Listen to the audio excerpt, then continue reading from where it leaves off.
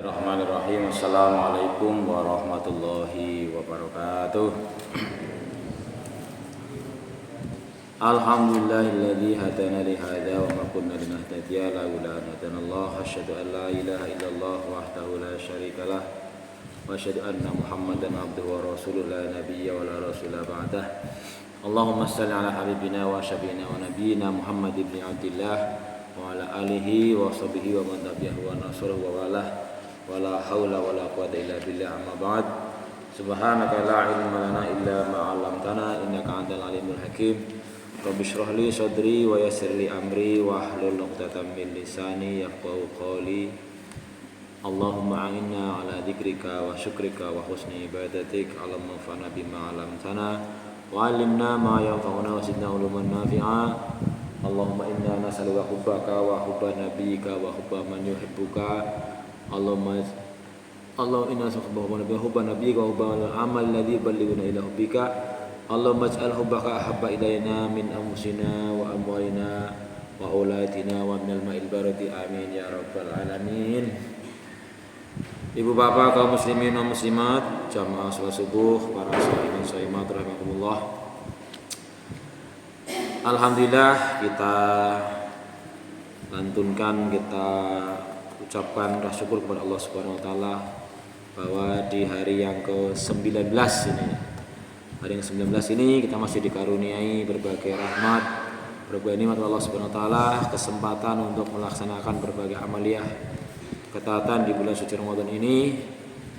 Semoga seluruh aktivitas yang kita kerjakan diterima, makbulah, dicatat oleh Allah Subhanahu wa taala sebagai amal solih pemberat timbangan kepada kita dari kelak, di hari kemudian, di hari kiamat. Amin ya rabbal alamin. Salawat serta salam senantiasa tercurah pada junjungan Nabi besar Muhammad sallallahu alaihi wasallam serta para sahabat, para keluarga dan pengikutnya sampai hari akhir zaman. Jamaah sekalian, kemarin kita sudah membahas tentang apa kemarin ya? Apa bahasanya kemarin? Tentang manisnya iman. Bagaimana agar kita beriman itu rasanya manis.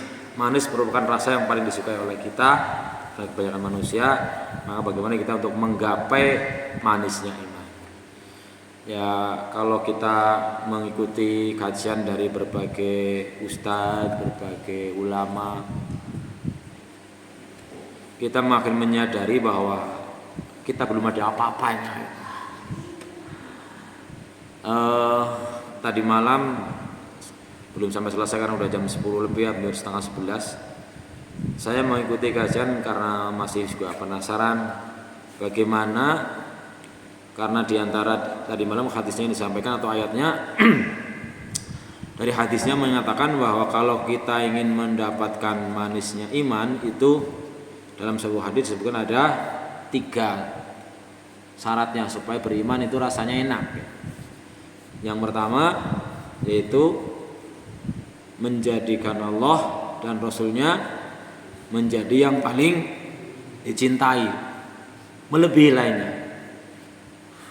Sementara dalam Al-Quran kita disebutkan bahwa kita manusia itu dibuat indah, senang banget, hubbus syahwati, cinta kepada syahwat gitu, kepada lawan jenis, kepada anak-anak, kepada harta benda, bahkan juga kepada keduniaan.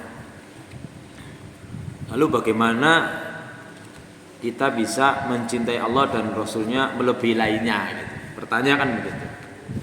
Kemudian kalau ingin merasakan manisnya iman, setelah yang pertama bisa mencintai Allah dan Rasulnya melebihi lainnya, yang kedua adalah mencintai seorang hanya karena Allah. Dan yang ketiga, benci untuk jika dikembalikan kepada kekafiran setelah Allah selamatkan dari neraka, dari kekafiran itu setelah selamatkan. Jadi wan takrahu wa ayyakraha ayyauda fil kufri ba'da anqadallahu kama yakrahu ayyubda finnar. Benci untuk kembali kepada kekafiran setelah Allah selamatkan dia dari kafiran itu, sebagaimana bencinya dia kalau dimasukkan ke api, ke neraka. Nah, maka menjadi pertanyaan yang menggelitik sebenarnya, bagaimana cara mencintai Allah dan Rasulnya melebihi lainnya. Itu harusnya menjadi pertanyaan menggelitik, dan saya juga tadi malam mencoba mendalami ataupun mengkaji itu dari berbagai kajian para ustadz, karena ini ada beberapa versi. Misalnya kita buka di YouTube, cara mencintai Allah dan Rasulnya, kita ketik seperti itu akan muncul. Ada misalnya dijelaskan oleh Ustadz Hadi Hidayat, oleh Ustadz Syafiq Wasallam, dan yang lain-lainnya banyak sekali gitu. Tinggal kita pilih gitu. Dan kalau yang saya kagum dari Ustadz Hadi Hidayat ini, mesti dasarnya ayat sekian, halaman sekian, hadis riwayat itu, nomor hadis sekian, luar biasa sekali. Tapi yang tadi malam sempat saya ikuti, bahwa pertama mengenai dalam judul yang sama, bagaimana mencintai dan Rasulnya, itu beliau sampaikan dalam sebuah acara kajian di Iktikaf tahun lalu. Itu mengenai tingkatan-tingkatan orang beriman. Tingkatan tertinggi kira-kira tingkatannya apa? Kalau tingkatan terendah, ini kaitannya dengan jenis-jenis manusia kan. Manusia secara umum, secara total kelompokan menjadi dua kelompok ya, di dunia ini. Yang satu orang dalam hal beragama ya, orang Islam. Yang kedua orang kafir atau non Islam, gitulah kira-kira. Lah, kemudian Islam itu dalam Al-Quran dihubungkan juga dengan kata-kata iman. Jadi orang Islam namanya Muslim, orang beriman namanya mukmin. Kemudian juga kita mengenal istilah adalah istilah orang yang bertakwa, namanya muttaqin. Seperti dalam dalam ayat Quran tentang kewajiban berpuasa. Kemudian juga ada istilah lain, wallahu yuhibbul muhsinin. Nah itu kira-kira tingkatan-tingkatan manusia ini, manusia muslim dalam arti ini ya. Jadi katakanlah orang beriman mesti orang Islam. Orang yang bertakwa mesti orang yang beriman gitu. Jadi dari ceramah itu dipahami bahwa orang yang Islam belum tentu beriman. Orang yang beriman belum tentu bertakwa. Makanya kan ada la'allakum tattaqun. Orang yang bertakwa belum tentu muhsin. Kemudian kemarin sudah ada istilah mukhlis juga. Nah, kemudian menurut Ustaz Hidayat itu yang tertinggi levelnya adalah muhibbin, yaitu diambilkan dari kata-kata dalam Al-Quran, qul in kuntum tuhibbunallaha fattabi'uni yuhibbukumullah wa yaghfir lakum dzunubakum. Kata kuncinya tadi adalah bagaimana kita bisa mencintai Allah dan Rasulnya untuk mencapai tingkat muhibbin gitu. Tingkat orang yang mencintai dan dicintai. Maka di hadis yang lain barangkali ya kita kenal juga, man ahya sunnati faqad ahabbani wa man ahabbani kana ma'i fil jannah. Barang siapa menghidup-hidupkan sunnahku, maka sungguh dia telah mencintaiku. Dan barang siapa mencintaiku, maka dia bersamaku di surga. Mengandung mana juga bahwa kalau mencintai Rasulullah pasti mencintai Allah. Karena jalan cara mencintai Allah ada tadi fattabi'uni. Kemudian Ustaz Hidayat juga menjelaskan mengenai pengertian huruf ataf.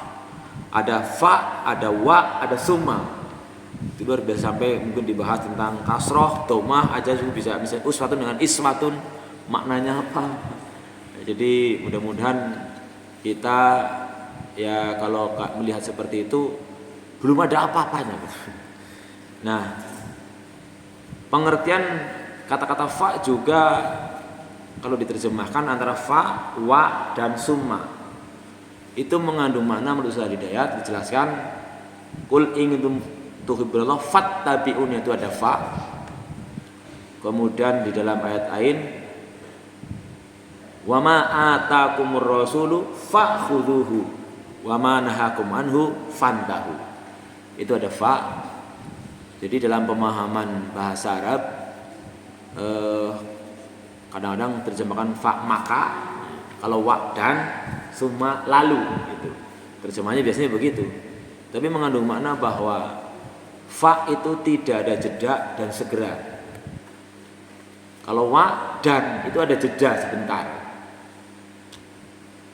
Lalu kalau summa jedanya lebih lama gitu. Maka dari ayat ini, dari penjelasan ini dapat dipahami bahwa yang namanya mengikuti Rasulullah itu tidak pilih-pilih dan segera gitu. Tidak kakean mikir gitu. Jadi yang bagus begitu. Ma'atakumur rasul fakhudhuhu, itu Al-Qur'an. Apa yang Rasul bawa, apa yang Rasul lakukan, ya segera ikuti. Fattabi'uni. Maka di sini menjadi makna bahwa ya kita berarti kalau ingin dicintai Allah dan diampuni mengikuti Rasulullah. Kalau ingin mengikuti Rasulullah, bagaimana kita bisa mengikuti kalau kita tidak tahu apa ya Rasulullah kerjakan selama hidupnya? Maka menjadi sebuah materi pelajaran yang harusnya wajib dipelajari oleh semua orang Islam dari sejak katakanlah sejarah Rasulullah dari bayinya sampai wafatnya. Ada banyak buku ya, misalnya tentang hayatul Rasulullah, ada disebut dengan sirah nabawiyah, banyak sekali di situ. Yang kalau kita menyadari ini lah belum ada apa-apa disebutnya kita gitu. Tapi memang di hadis yang lain Rasulullah bersabda, ittaqillaha mastata'tum. Bertakwalah kepada Allah sebisa mungkin. Bukan sebisanya dalam arti lah nyong bisanya kayak gue kemudian membatasi diri gitu. Lah nyong wis ora mampu gitu. Di sini istilahnya menyiratkan adanya usaha yang maksimal, berusaha semaksimal mungkin. Yang tentu bahkan kaitannya dengan mengajak kebaikan, mencegah kemungkaran, itu diajarkan Rasulullah, perintahlah kebaikan meskipun kamu belum bisa melakukan, cegahlah kemungkaran meskipun kamu masih melakukannya. Sehingga jangan sampai kemudian seseorang yang diajak mengatakan lah jenengan baru bisa ngelakoni perintah-perintah gitu. Atau yang kedua yang mengajak juga jangan berpikir lah nyong nurung bisa ngelakoni nyong orang wani ngajak-ngajak gitu. Masing-masing ada dalilnya. Ada dalilnya bahwa kita terutama tentu berusaha untuk bisa mengamalkan yang kita ajarkan meskipun kita masih berusaha, tahapan berusaha. Jadi tidak berhenti, bahkan ada ancaman kalau siapa tidak mau amar ma'ruf nahi munkar, Allah bakal kita akan ditimpakan berbagai musibah gitu. Nah, sekali lagi terkait dengan masalah bagaimana mencintai Allah dan Rasulnya, bagaimana cara mengikuti Rasulullah, tentu tahapan pertama ya harus mengetahui. Kemudian setelah mengetahui diharapkan memahami. Setelah memahami menghayati. Setelah dihayati meyakini. Nanti baru sampai tahapan bisa mengamalkan. Karena sesungguhnya ajaran-ajaran Rasulullah ya sangat manusiawi, sangat tidak diterapkan. Karena memang manusia. Tinggal kita bagaimana sampai tahapan meyakini dan mengamalkan apa tidak. Hal-hal yang kecil saja, misalnya kalau ada ungkapan luar biasanya sholat jamaah subuh yang sampai ditekan oleh Rasulullah, bahkan diberitahu mestinya meskipun nggak bisa berjalan dia akan ngesot, dia akan dilakoni gitu. Itu artinya kalau sampai kemudian orang tidak melakukannya kan berarti tidak percaya. Yang ngerti kan gitu. Diberi beritahu ya tahulah, dipahami ya diberi paham ya paham. Tapi kan masih mungkin dirinya bertanya, mbok ora apa kan seperti itu. Kemudian juga sering dipertanyakan oleh orang-orang mengenai keadilan Allah. Nah kalau misalnya di dunia ada orang yang baik banget, cuman dia bukan orang Islam atau dia tidak mengikuti apa yang Rasulullah ajarkan, bagaimana cara melakukan kebaikan itu gitu. Kan segala satunya ada tuntunannya, karena ajaran Islam itu ajaran yang paling lengkap, paling sempurna. Tidak ada ajaran agama apapun yang lengkap dan sempurnanya menyamai ajaran Islam. Itu semuanya dicontohkan oleh Rasulullah, bahkan dari pakai sendal, dari masuk kamar mandi, dari keluar kamar mandi, dari pakai baju, dari bangun tidur, dan seluruhnya ada semua ajarannya yang itu bisa bernilai ibadah kalau kita mengikuti yang dicontohkan oleh Rasulullah. Sekali lagi barangkali saya juga belum bisa, sering lupa misalnya masuk masjid, masuknya pakai kaki kanan, baca doa dulu, Allahumma ftah li abwaaba rahmatik, keluar masjid pakai kaki kiri. Tapi itu kadang-kadang kita nggak terpikir karena memang pertama tidak ditekankan dari kecil, kemudian juga kita belajar sudah dewasa, terus sering lupa gitu. Nah ini kan upaya-upaya bagaimana kita untuk bisa mempelajari, kemudian mengerti, mengetahui, menghayati, lalu pakai ujungnya mempraktekkan. Jadi kalau ada orang baik misalnya tadi, tapi tidak mengikuti yang Rasulullah sampaikan, tidak bersahadat, kemudian ada yang menanyakan, kalau ada orang sebaik itu di dunianya membantu orang lain, menyenangkan orang lain dan sebagainya, baiknya luar biasa, apa iya Tuhan tidak memasukkannya ke surga? Nggak adil dong gitu. Sementara kalau ada orang Islam yang sekedar musyahadat tok tapi yakin tapi orang lakoni syariatnya tetap masuk surga gitu. Nah, sekarang kan tidak adil. Dan karena memang juga sudah menjelaskan tentang standar minimal dia untuk masuk surga kan syahadat, masuk Islam gitu ya. Ada seorang badui katanya, orang kampung lah, yang datang pada Rasulullah lalu bertanya, kalau saya bersyahadat, yakin, bahkan ya sholat, zakat, puasa, haji katakanlah itu, cuman itu tok, yang wajib-wajib tok bahasanya lah, tidak ditambah, tidak kurang, apakah saya masuk surga? Ya jawabannya pasti masuk surga. Jangankan seperti itu, bahkan Rasulullah menjamin man qala la ilaha illallah dakhalal jannah. Asal dia yakin dengan kebenaran la ilaha illallah masuk surga. Kan tidak berhenti di situ. Pertanyaannya masuk surganya kapan gitu. Apa kira-kira kepengen nyicipin neraka gitu kan. Nah, maka jawabannya kalau ada orang yang baik di dunia tapi tidak bersyahadat, tidak masuk Islam, Allah dengan keadilannya dia balas di dunia. Di dunia dihargai orang, dipuji orang, diberikan yang dia inginkan, kan gitu. Tapi di akhirat, tadi dijelaskan oleh Ustaz Hidayat, di akhirat itu amal yang di dunia dijadikan sebagai haba'an mansuro. Bahkan di dalam ayat lain Allah mengatakan innal ladzina kafaru a'maluhum kasarabim biqi'ati yahsabuhum anuma'a hatta idza ja'u lam yajid syai'a wajadullahi indahu fawahu bisabahu. Orang-orang yang tidak beriman atau orang kafir itu amalnya di dunia nanti, di dunia sudah dibalas tadi, dipuji orang, dihargai, dibayar dan sebagainya. Tapi di akhirat itu seperti debu, bahkan Allah ayat tadi seperti fata morgana. Karena kalau kita mengikuti ataupun membaca atau mendengar tentang keyakinan orang-orang non muslim, kan juga mereka masuk surga, yakin masuk surga kan gitu. Tapi tadi dijelaskan seperti debu yang berterbangan. Debu berterbangan bagaimana menimbangnya, bagaimana membalas dan sebagainya. Nah ini jadi kalau kita kembali kepada pertanyaan bagaimana mencintai Allah dan Rasulnya, gampang pemahamannya adalah ya wis pokoknya apapun yang Rasulullah contohkan ikuti saja, kecuali memang ada penjelasan kholisatal laka min dunil mu'minin. Itu ada di Al-Qur'an, ada beberapa hal yang khusus diperbolehkan hanya untuk Rasulullah. Seperti apa? Beristri lebih dari 4 ya gitu. Itu hanya untuk Rasulullah. Mungkin ada beberapa khususiat sifatnya, itu juga perlu kita pelajari supaya nanti kita dalam mencontoh mengikuti Rasulullah tidak bisa orang plek jiplak pokoknya peloni kabeh gitu. Kalau makan semua ada beberapa lah yang tidak boleh gitu. Ini menjadi sebuah kewajiban bagi kita sebenarnya untuk bagaimana mengkaji agar nanti level derajat kita di hadapan Allah tidak sampai hanya berhenti di muslim atau mukmin saja bahkan.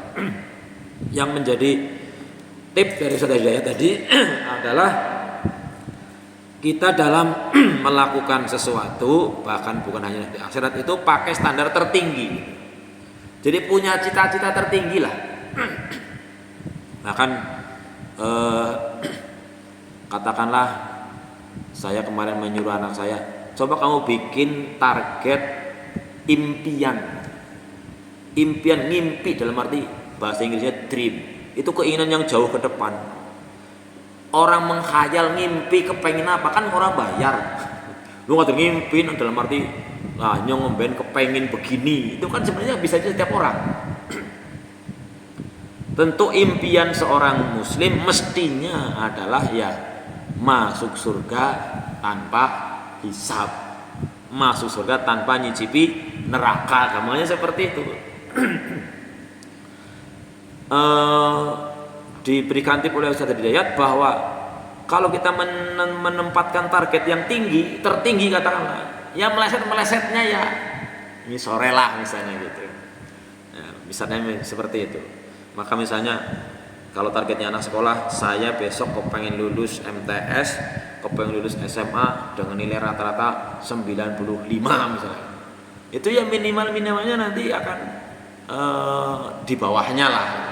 Tapi kalau kadang-kadang ada seperti dilihat orang lah, sing penting sekolah, sing penting yang beribadah, sing penting itu dikhawatirkan nanti ya akan tidak mencapai apa yang menjadi hal ideal. Jadi seorang muslim mestinya berusaha menjadi ideal, yaitu tingkatan tertingginya adalah muhibbin.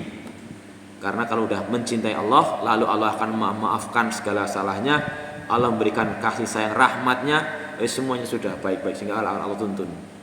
Dan itu yang sedikit mudah-mudahan bisa menggugah kita. Intinya bahwa mencintai Allah dan Rasulullah sebenarnya bukan pilihan. Bukan pilihan dalam arti ya sing penting lakonilah, nggak seperti itu. Karena ada sebuah ayat yang lain Allah mengancam kalau sampai hal-hal selain Allah dan Rasulnya itu lebih kita cintai, kita akan mendapatkan murka Allah lah, akan mendapatkan ancaman. Bahkan Allah mengatakan fatarabbasu hatta ya'tiyallahu bi amri. Tunggu saja, pol-polannya kayak apa mesti mati gitu. Maka kita tidak bisa asal-asalan lah, dalam arti kita berusaha terus, dan yang akan dinilai oleh Allah Subhanahu wa taala bukan hasil akhir tapi usahanya. Maka ya sekali lagi kaitannya dengan apa yang kita sampaikan, apa yang kita pelajari, apa yang kita pahami, prinsipnya adalah undur ma qala hu atau qala wala tandur man qala. Renungkan, perhatikan yang disampaikan, jangan melihat siapa yang mengatakan. Kalau itu benar ya lakukan, ikuti saja. Kalau salah ya baru tidak. Jadi bukan karena merasa masih lebih tinggi lah ya dengan ngacak-ngacak baru bisa ngelakoni ya begitu ya. Mudah-mudahan ini sekelumit nanti menjadi penggugah kita untuk mengkaji lebih jauh bagaimana kita bisa dianggap oleh Allah, terutama dianggap oleh Allah. Jangan kita GR dengan perasaan sendiri, jangan juga bukan karena pilihan orang lain. Bagaimana Allah bisa mencintai kita, sehingga kalau Allah mencintai kita pasti akan diberikan yang terbaik. Cuman Allah sudah memberitahu bahwa innallaha idza habba qauman ibtalahu. Pasti kita akan diuji oleh Allah. Allah kalau mencintai seorang, dia akan mengujinya. Bahkan dalam sebuah ayat Quran Allah mengatakan am hasibtum an tadkhul jannata walamma ya'tikum masalul ladzina khalu min qablikum massatuhumul ba'sa wad dharra wa zulzilu hatta yaqula rasul wal ladzina ma'hu mata nasrullah ala inna nasrullahi qarib. Apa kalian menyangka akan masuk surga padahal kalian belum ditimpa seperti apa yang menimpa orang-orang sebelum kalian? Mereka ditimpa oleh ad-darra, masadhumul ba'sa. Ini ada ustadz yang menafsirkan, jadi yang akan kita terima itu kalau sebagai tanda diuji oleh Allah, satu masadhumul ba'sa'u, ada yang kedua ad-darra'u, yang ketiga az-zulzilu. Itu level ujiannya. Ba'sa dipahami sebagai seperti bahasa Arab itu la ba'sa, bahasa Jawanya labas lah, labas baen itu suatu ujian yang sifatnya kecil, yang ringan-ringan saja. Ya mungkin tingkatan keringanan bagi seorang berbeda-beda, tapi itu yang pasti sangat mudah dilalui, itulah al-ba'sa. Yang lebih sulit lagi namanya ad-darra, disimpan sesuatu hal yang tidak menyenangkan, yang lebih dahsyat lagi. Tapi yang paling tinggi itu zulzilu. Jadi seakan-akan sudah, mungkin ini kalau dikaitkan dengan hadis yang lain, bahwa orang yang paling berat ujiannya adalah para nabi paling berat. Jadi kalau nabi kita itu ya dilempari batu, yang diludahi, lah kita kan belum pernah lah yang namanya karena diuji Allah kemudian sampai dilempari batu, sampai diancam dibunuh. Lah kan belum pernah, paling ini sekedar diomongin tok lah, dialek dan sebagainya. Tapi saya disampaikan hatta yaqular rasul, karena saking dahsyatnya ujian daripada Allah, sampai hampir tidak kuat katakanlah, sampai ya Allah kapan ini berakhir ujiannya gitu. Jadi siap-siap saja kalau kita masih hidupnya masih santai-santai, masih kepenak-penak, ya jangan-jangan bukannya karena Allah senang pada kita, tapi karena sangat dijorna baik. Kemarin sudah dikatakan ya bahwa orang-orang yang tidak mempercayai akhirat, walladzina la yu'minuna bil akhirati zayyana a'malahum fid dunya. Justru perbuatan-perbuatan salah dan dosanya di dunia dibuat menjadi indah, dihiasi oleh Allah, indah dibuat, enak dirasakannya, tidak ada penyesalan, tidak ada merasa kerugian, tidak merasa bersalah, yang wajar. Ini jangan-jangan kalau kita hidupnya biasa-biasa saja, enak-enak saja, jangan-jangan masih dalam kategori bukannya dicintai oleh Allah, tapi justru karena Allah tidak menyukai dan kita dianggap orang yang tidak beriman kepada akhirat. Maka oleh karena itu mudah-mudahan sekali lagi para jamaah dengan kajian kita pagi hari ini yang mungkin ya terlalu sangat terbatas, kita nanti tergugah, termotivasi, terinspirasi untuk menggali lebih jauh bagaimana caranya meraih manisnya keimanan itu, bagaimana aplikasinya untuk bisa mencintai Allah dan Rasulnya melebihi lainnya, lewat penjelasan para ustadz yang lebih tentu ilmunya sangat tinggi, dan itu sangat mudah kita ikut zaman sekarang. Modalnya cuma modal kuota lah gampangannya, karena itu biasanya sekitaran kadang-kadang 30 menit, ada 1 jam di YouTube gitu ya, dan itu kita prinsipnya hanya masih menggunakan balighu anni walau ayah, ya tahunya segitu, tapi tidak berhenti kita untuk belajar terus sampai akhir zaman, yang mudah-mudahan dicatat oleh Allah Subhanahu wa taala kita termasuk orang-orang yang berusaha memperbaiki diri, memperbaiki orang lain. Mudah-mudahan Allah berikan, walaupun kita mungkin tingkatnya sampai muhibbin sanad belum tercapai, ya paling tidak di bawahnya lah muhsinin gitu. Dianggap kalau muhsinin itu orang seperti apa? Kalau orang muhsinin, kalau mutakin kan udah jelas ya, itu ada banyak indikatornya dalam Al-Qur'an. Hudalil mutakin, ya, dia melaksanakan begini.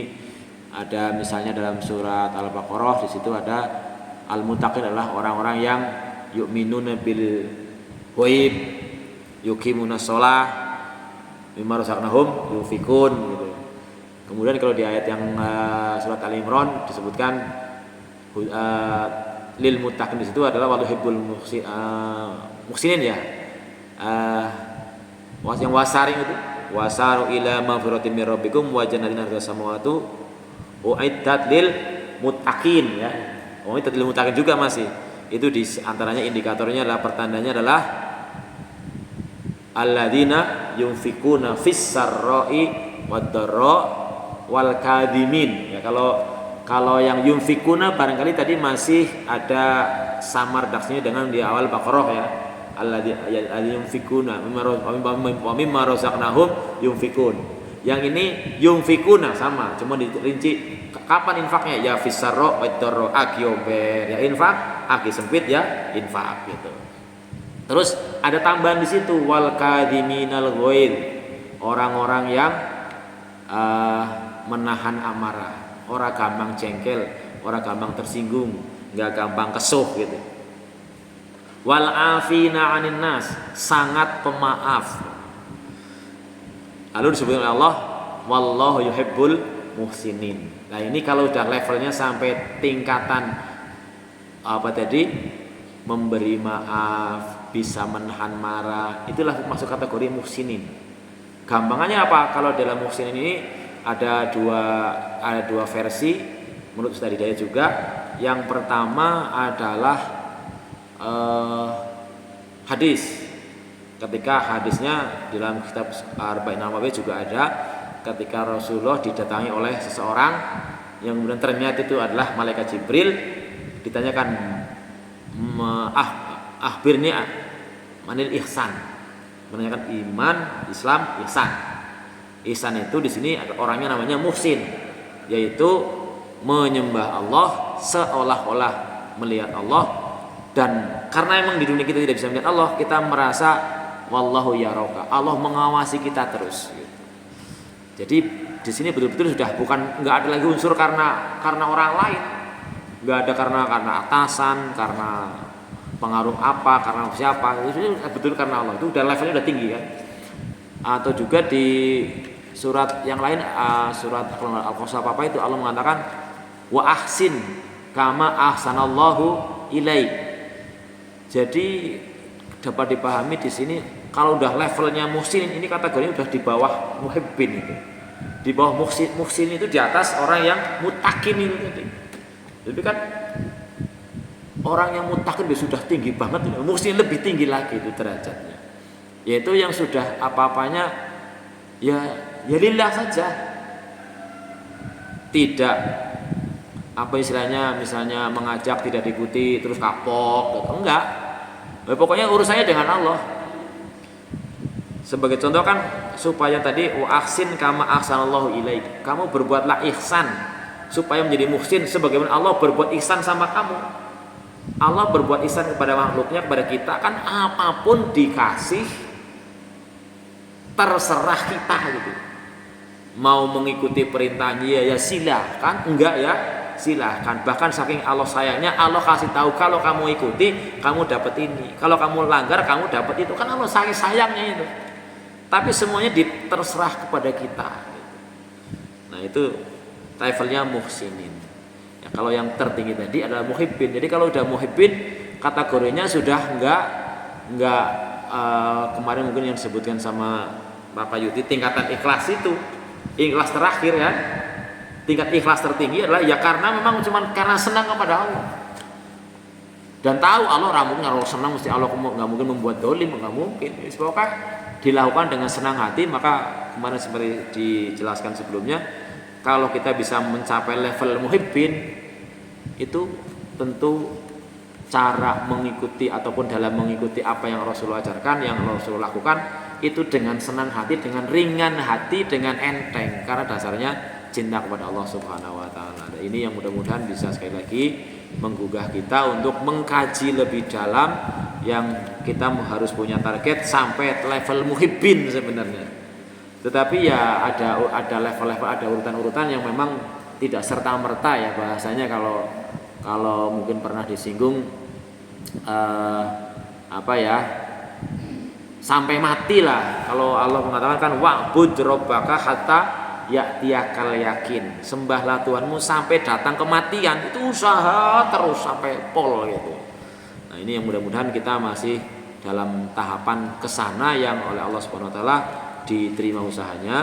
Tapi perlu ada indikasi memang, katanya kalau kita tiap hari beribadah, sholat, bertaubat dan sebagainya, beristighfar, kalau kita itu sholatnya diterima, istighfarnya diterima, taubatnya diterima oleh Allah, berarti Allah akan membimbing kita untuk tidak mengulangi kesalahan yang sama, tidak melakukan dosa yang sama. Itu taubatnya boleh diterima. Tapi kalau taubatnya belum diterima, ya masih diajak masih ya mengulangi lagi. Nah inilah yang sekali lagi saya sampaikan kepada diri sendiri wabil khusus, marilah kita berusaha untuk senantiasa melaksanakan apa yang Rasulullah ajarkan. Pertama dengan mempelajarinya tentu, karena banyak kita yang mungkin belum tahu seperti apa Rasulullah melakukannya.